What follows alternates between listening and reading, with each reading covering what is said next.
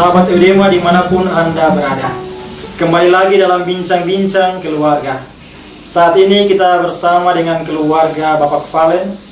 Kita akan berbicara dengan mereka tentang situasi keluarga, tentang pengalaman-pengalaman keluarga, dan tentunya inspirasi-inspirasi keluarga Bapak Valen untuk sahabat Eudema semuanya. Sebelum kita lanjut dalam video ini, jangan lupa untuk like, comment, share, dan subscribe channel ini. Selamat siang Bapak Valen, Ibu Kresni, Ica. Selamat siang juga Frater Caken. Senang sekali kami sekeluarga Frater hari ini bisa datang mengunjungi keluarga kami. Ya. Baik, sahabat Eudema, kita sudah bersama dengan keluarga Bapak Valen. Bapak Valen bisa memperkenalkan keluarga. Oh ya, terima kasih Frater dan sahabat Eudema yang kami banggakan dan kami kasihi. Mungkin sebelumnya kami perkenalkan diri. Semua rata-rata sudah mengenal, ada sebagian yang belum. Nama saya Valentinus Keo, asli dari Bajawa, Flores, NTT. Mulai pendidikan dari SD sampai lulus SMA di Flores, Di Bajawa. Frater. Baru merantau ke Berau, Kalimantan Timur ini pada tahun 1996. Saat itu Pak Valen umur berapa? Waktu itu sekitar 20 tahun mungkin. Masih muda ya, sudah Kurang lebih. merantau. 1 tahun di sini, terus selanjutnya baru lanjut kuliah di Politeknik Negeri Samarinda. Baru tahun 2001, 2002 baru kembali lagi ke Berau sini. Itu kurang lebih perjalanan singkat sampai dengan saat ini di Berau. Hanya ketemu dengan jodoh jadi istri ini, Ibu Kresni ini. Ibu Kresni asalnya dari mana? Saya lahirnya di Berau, cuman orang tua aslinya Jawa Timur, Tuban. Lahir di Berau, besar di Berau, sampai saat ini. Dan ini anak satu-satunya untuk saat ini. Anak, ya, anak kami sebenarnya 2. Frater, ini yang pertama, terus ada adiknya lagi. Jarak antara anak yang pertama dan yang kedua ini usia sekitar 5-6 tahun. Kami ikut program keluarga berencana. Di dalam perjalanan umur 2 bulan Tuhan menghendaki lain. Siapa namanya? Maria Clarissa. Biasa dipanggil Ica. Ica sekarang kelas berapa? Kelas 6. Sekolahnya di mana? SD Katolik Universitasnya. Wah, mantap. Pak Valen dengan Ibu Kresni sudah berapa tahun menjalani bahtera rumah tangga? Kami menikah tanggal 4 Oktober tahun 2008. 2008, Frater. Tapi sebelumnya itu sebenarnya kenal sama istri ini mulai dia masih sekolah, masih SMA. Satu SMA. Oh beda, Oh, beda. SMA di sini. Dan jarak usia saya dengan istri ini jauh. Istrinya jauh, mau 14 tahun lebih. Waktu itu saya sudah aktif Mudika, sekarang OMK di sini. Istri ini masih SMA Negeri 1 Kanyurotel. Ada satu ketika saya diajak turnai sama Pastor Gino. Gino Penelpun MSD ke Stasi Labanan. Di sana awal saya ketemu pertama Wah, mantap ini. istri ini, dan dia berdiri selama perayaan misa itu ada di samping saya sederet sebangku itu, tapi waktu mau salam damai saya mau coba kasih tangan, dia apa pura-pura atau gimana, tapi saya penasaran mau Kita mau kasih salam damai ini. dia nggak mau kasih salam damai. Betul, Saya Bukis nih memang nggak mau salam damai atau bagaimana? Jadi saya tuh orangnya kata kalau saya belum kenal orang itu, mungkin kadang orang sering menilai saya di awal itu orangnya sombong, angkuh. Tapi saya kalau belum mengenal saya Belum berani ya juga belum untuk- nggak ya cuek gitu, kelihatannya cuek gitu. Tapi memang waktu itu tahu bahwa Pak Valen mau kasih tangan untuk salam damai ini. Atau memang tidak tahu? Tahu ya, karena Tahu. kebiasaan tradisi kita Katolik kan kalau salam damai ya mesti dia bertangan. Tapi memang sengaja di Ya karena kita kan belum Pura-pura. kenal gitu. Dan itu jadi penasaran saya. jadi masih jual mahal dulu awalnya. Yang mahal. Tapi itu jadi tantangan. Oh, Pulang dalam perjalanan dalam mobil saya bilang, Pastor Gino nanti baiknya Berikut. kalau kesini saya ikut aja. mungkin pastor pikir Valen ini semangat betul. Ternyata memang ada karena ada yang menantang betul-betul ini. Tapi saya terbuka dengan Pastor Gino. Saya bilang Oh, ada satu gadis di situ tadi, Pastor, kayaknya pas di hati saya. Tapi dia masih jual mahal kayaknya. Jadi itu lalu bagaimana kemudian baru bisa ya ngobrol, bisa kenalan di dalam? dan perjalanan saya tidak sengaja dan tahu rupanya waktu sekolah SMA di sini tinggal di asrama susteran Oh, di paroki. Dari situ mulai makin kenal, kebetulan saya aktif di Mudika waktu itu. Mudika waktu itu, sehingga lebih sering Mudika dulu, sering hampir tiap malam di pastoran gitu. Tapi Dari kegiatan ya. jadi pas sekali-sekali, padahal itu cuma ibarat orang anak-anak sekarang bilang modus saja. Jadi padahal targetnya mau ya ingin cuma sekedar melihat saja, tapi belum terlalu ini perhatian. Saya juga waktu itu menyadari karena saya sudah selesai kuliah, ini baru, jadi Masih masih sekolah SMA, juga. saya pikir kayaknya ini hampir tidak mungkin. Jaraknya tidak terlalu jauh, jarak usianya masih sampai. Tapi ada satu entah saran atau masukan dari salah satu orang tua kita di umat kita. Dulu beliau tinggal di belakang gereja kita ini. Itu yang jadi saya pertimbangkan cukup ini sebelum saya memutuskan bahwa berarti saya harus jadi jodoh saya ini sudah.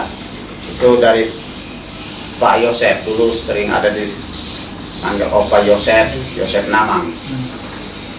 Dia berikan nasihat apa? Atau kasih Kasih nasihat atau masukan seperti ini berarti. Beliau itu ada kelebihannya. Dia sering pijat refleksi, terus mungkin ada ya secara spiritual, apa istilahnya itu, yang jelas ada kelebihan yang dari yang kita yang normal ini beliau ini. Jadi suatu ketika saya main-main duduk biasa namanya OMK atau Mudika ini, sering antar pastoran rumah beliau biasa apa, pas beliau lagi santai di rumah saya gabung santai-santai. Beliau tanya, kamu pacaran kah sama si Chris? Enggak juga Opa. Kita panggil gitu, enggak juga Opa, cuma main-main saja, ini masih. Tapi dia taunya dari mana? aja karena mungkin keseringan. Oh. Beliau karena tinggalnya di sebelah asrama putri itu. Jadi dia mungkin baca gerak-gerik. Baca gerak-gerik.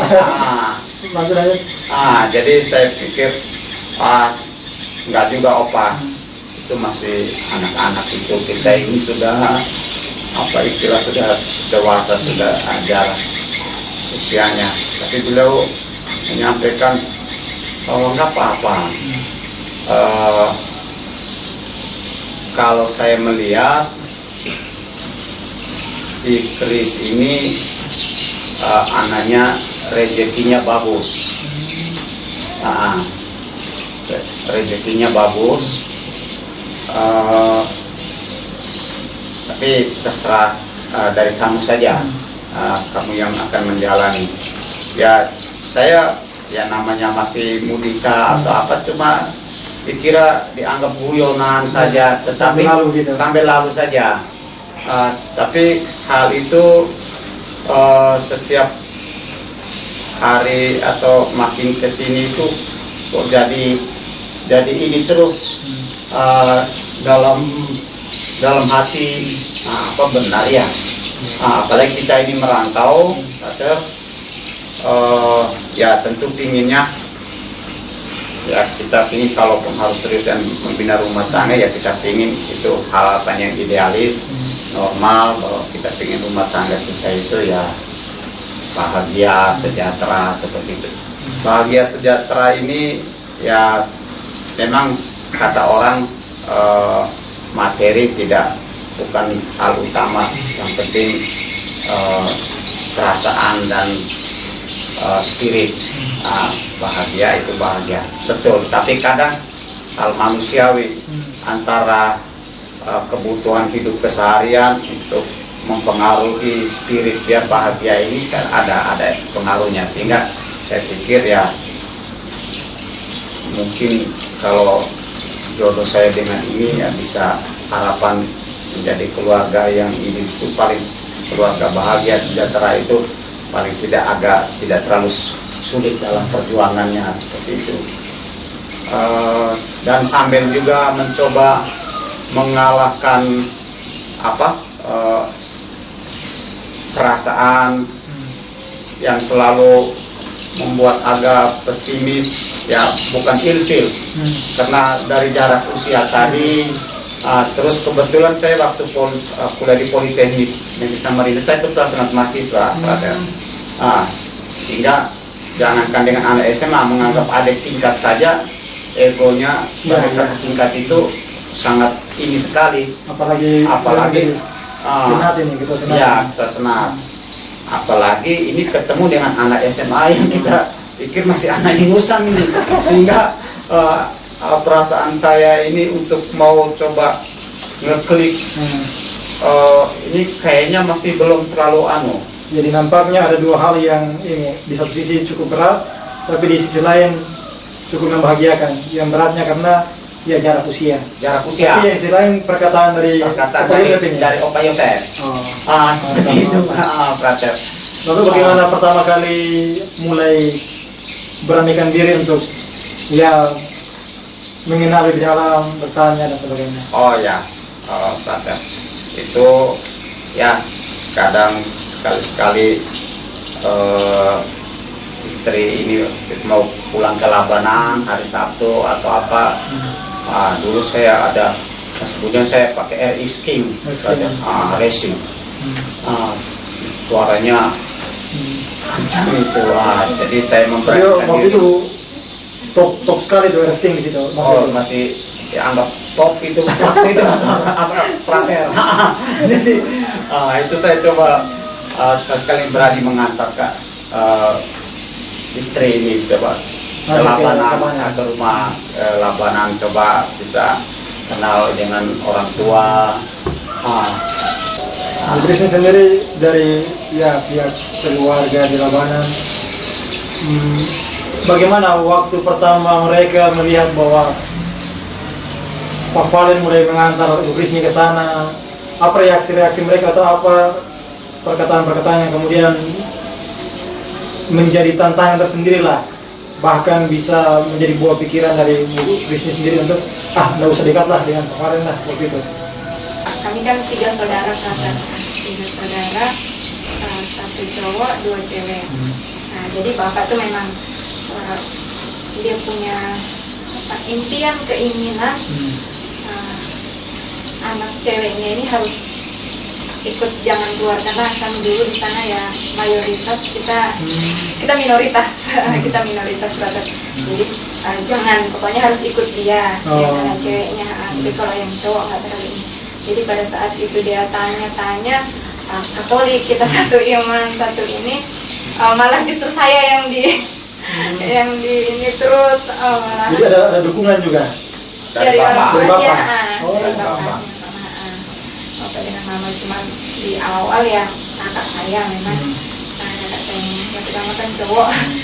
Jadi memang dia harusnya maunya saya harus sekolah dulu, sekolah kuliah sampai selesai dan mungkin kerja di mana apa. Kalau memang udah jodoh ya udah. Memang di awal agak berat sekali, agak berat. Cuman ya atas kesepakatan mungkin. Saya beranikan diri sudah melamar sudah. Apapun yang terjadi, Apapun aja yang terjadi. masuk. Ya, Resiko kita tanggung bersama. Ya, nah, jadi perjalanannya kurang lebih seperti itu kakek, sampai akhirnya lulus SMA saya bersama orang tua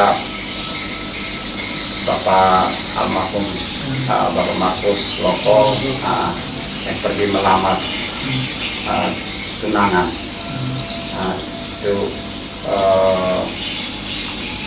mengawali perjalanan rumah tangga kami mulai dari itu sampai kesininya. Ya suka duka apa itu sama seperti rumah tangga yang lain. Apa yang membuat Pak Valen putuskan dengan sangat berani bahwa ini perempuan ini yang menjadi pasangan hidup saya, sudah pilihan saya yang tepat ini. Mengapa memilih Ibu Risni? Oh ya, kakek. Yang jelas pertama bahwa secara perasaan ada perasaan sudah historinya mulai dari turne dengan Pastor Gino tadi sampai ke sini selama bersamaan sama-sama di paroki di OM Mudika ini. Saya melihat secara perasaan saya ada perasaan, tapi untuk memutuskan bahwa ini benar sudah pilihan saya, jangan cuma hanya pertimbangan perasaan, perlu juga pertimbangkan sisi-sisi yang lainnya. Ya salah satu pertimbangan kecil yang Opa Yosef itu kata memang kondisi kita, kehidupan kita waktu itu, kondisi berau ini tidak seperti sekarang ini. Dulu kelihatan masih agak lebih keras persaingan hidup atau situasi kondisi ekonominya dulu masih agak ini, sehingga kita memutuskan di awal itu mau berumah tangga ini siap atau tidak ini. Saya ini sanggup nggak ini untuk membina kehidupan rumah tangga dan menghidupi keluarga ini, anak istri ya. Tapi setelah dilalui ini biasa ya enjoy saja sampai dengan saat ini. Ibu Risni sendiri kenapa memilih Pak Valen sebagai ini sudah pasangan hidup saya? Ada alasan yang sangat fundamental? Iya kakak, dari awal tadi ya memang mau main-main aja, ya anggap kakak aja. Ya kebetulan saya kan anak bungsu brother ya, kebetulan anak bungsu dan kadang ya mungkin karakter ciri khasnya anak bungsu ya suka dimanja, suka suka disayang itu kan ya, seperti itu. Jadi awalnya sih yang mana anggap kakak aja. Kebetulan saya jauh dari orang tua, jauh dari kakak. Pas ada kakek yang baik hati atau? Ini pas Jadi, awalnya tuh seperti itu. Jadi awalnya seperti itu. Cuman semakin lama ini ya muncul ya, muncul kok. Jadi ada yang ini apa yang kita tanam nanti itu yang akan kita tuai. Jadi kalau kita nanam hanya main-main saja, hanya main-main, kita nanti orang akan terluka, perasaannya akan sakit, akan ini. Suatu saat saya nanti pasti akan mengalami seperti itu. Jadi pelan-pelan untuk merubah perasaan itu. Jadi pelan-pelan untuk merubah perasaan itu, ya karena tadi dan saya akui hebat. Ngambil hatinya hebat. Jadi, hebatnya persis dia apa? Hebat. Jadi karena karakter saya orangnya dulu ego ya, saya itu orangnya ego banget dan keras kepala, dibilang saya keras kepala, iya. Bahkan awal menikah pun sampai di 5 tahun awal selalu dibilang keras kepala. Jadi masa saya ini keras betul, masa saya ini. Jadi ingin belajar karena dia sabar menghadapi saya yang bangunnya keras kepala, dan orang tua saya, mama pun mengakui sering menjelaskan dia ini anak bungsu, anaknya gini keras kepala gini, kalau maunya ini sudah ini, nggak mau mengalah, nggak mau ini. Dia cukup sabar dan hebat menghadapi saya, Kesabaran dari Pak Valen cukup meluluhkan ini. Kesabaran. Iya.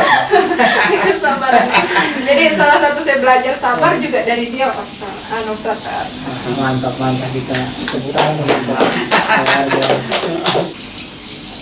Tentu sahabat Edima akan bertanya kenapa Pak Valen memilih untuk masuk ke ranah anggota DPR mengabdi masyarakat. Saat ini kita akan mendengar alasannya dari Pak Valen, apa yang membuat tujuan untuk terjun dalam dunia politik. Ya, Prater dan sahabat Edema, hal yang memotivasi saya di awal untuk terjun di bidang politik ini memang hanya panggilan kita secara nurani, karena jujur dari muda kita sering aktif di paroki, di Mudika, dan sampai kesininya rasanya kita memang harus ada wakil kita di DPR, supaya siapa tahu ada kebijakan pemerintah, kebijakan di daerah ini terkait dengan anggaran atau kebijakan yang lainnya, supaya ada corong untuk ada salurannya itu ya melalui saya sebagai wakil umat kita ini, wakil masyarakat kita yang kebetulan ya dari umat Katolik. Itu salah satu motivasi di awal. Dulu kita ada kebutuhan atau ada rencana yang kira-kira agak besar, itu seolah-olah akan menjadi kendala, karena mungkin waktu itu kita belum mempunyai corong supaya bisa sebagai penghubung antara kebutuhan kita ini dengan di sisi yang lain pemerintah sebagai penyedia, kira-kira salah satu alternatif untuk bisa merealisasikan kebutuhan harapan umat kita ini. Jadi itu salah satu motivasi di awal. Oke. Baik, mungkin Ibu Kristi mau sampaikan sesuatu kepada sahabat Edema?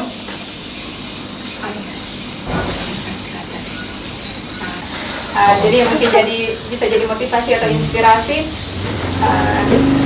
terutama mungkin yang cewek ya, jangan jadi memilih pasangan itu jangan yang cuman mau senang-senang, mau happy saja. Itu bisa muncul mungkin dari pengalaman kami yang dulu gimana laki itu bertanggung jawab, melindungi, menjaga. Jadi bukan hanya mau mencari kesenangan, happy saja. Jadi karena tujuannya itu nanti untuk membina suatu rumah tangga yang tidak hanya berdua saja, itu penggabungan antara dua keluarga. Terutama nanti kalau jodohnya yang beda suku, pasti beda adat, budaya, tradisi, itu menggabungkan antara dua perbedaan, dua keluarga yang berbeda itu, itu sangat luar biasa perjuangan itu. Yang kami alami dulu harus saya yang harus sekolah dulu sampai ini, tapi saya memutuskan untuk berumah tangga dulu. Cuman pada saat itu kata ya, saya juga tetap ingin membahagiakan keluarga saya, terutama kakak saya, kemauannya dia untuk saya sekolah apa kuliah. Jadi pada saat itu saya memutuskan untuk menikah. Namun saya tetap masih dalam pikiran saya harus bisa lanjut lagi, sekolah lagi. Jadi dan kami sepakat menikah. Setelah menikah kami ada diskusi, saya akan sekolah lagi dan dia setuju. Cuman pada saat itu kalau bilang harus ada anak dulu pada saat itu, dan nggak tahu Tuhan merestui itu rencana kami itu. Setelah ada, lalu saya lanjut kuliah sampai selesai, dan akhirnya saya juga bisa mungkin sedikit membantu mungkin di yayasan, kebetulan yayasan kita, Yayasan Katolik, saya bisa bantu apa yang bisa saya perbantukan di sana. Jadi jangan udah jadi ibu rumah tangga ya tetap namanya kodrat wanita, kodrat ya ibu rumah tangga. Namun apa yang kita punya kita bisa perbantukan, kita bisa karyakan apa ya kita harus lakukan itu. Jadi tidak membatas, tidak menutup diri. Baik, untuk Pak Valen sendiri mungkin ada pesan kepada sahabat Eudema terlebih yang laki-laki nih. Bagaimana untuk mungkin ada sahabat Eudema yang laki-laki terlebih punya ketakutan tersendiri karena tantangan, karena halangan untuk mau menikah nih. Oh ya. Bagaimana pesan dari Pak Valen untuk memotivasi mereka lah? Oh ya, Pater dan sahabat Eudema khususnya yang masih bujang, yang laki-laki, jangan takut, jangan pesimis. Kebetulan latar belakang kita bersama sahabat Eudema yang masih bujang, yang laki-laki khususnya ini mungkin hampir sama. Nah, umat kita ini mayoritas perantau, yang sampai di sini merantau. Itu kadang-kadang jadi satu pertimbangan sahabat Eudema yang saya banggakan.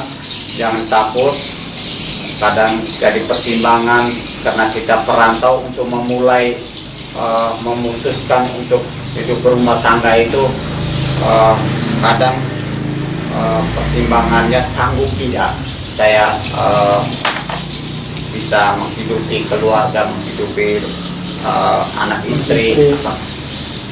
Itu saya sudah melaluinya. Saya mungkin sebagai abang atau lebih duluan mengalami ini, berpesan jangan takut, optimis. Tuhan akan memberikan jalan ketika ada kemauan dari umatnya. Terus jangan takut, jangan khawatir. Ada saja.